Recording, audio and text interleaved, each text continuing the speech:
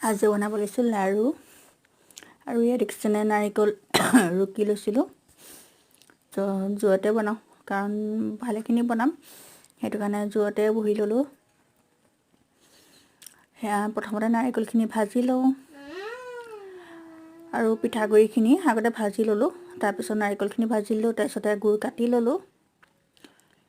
গুড়খিনি কাটি কৰি এয়া পগাই লৈছোঁ। পিঠাগুড়ি লাড়ু বনাম নাৰিকল দি, খাই যে খুব ভাল লাগে।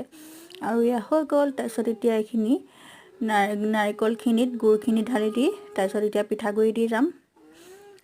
তাৰপিছত এয়া হৈ গ'ল, মিক্স কৰি এতিয়া ধুনীয়াকৈ লাড়ু বনাই যাম।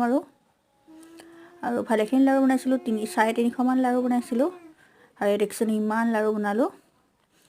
আৰু ভিডিঅ'টো ভাল পালে লাইক শ্বেয়াৰ কৰি দিব। আজিলৈ আহিছোঁ, বাই।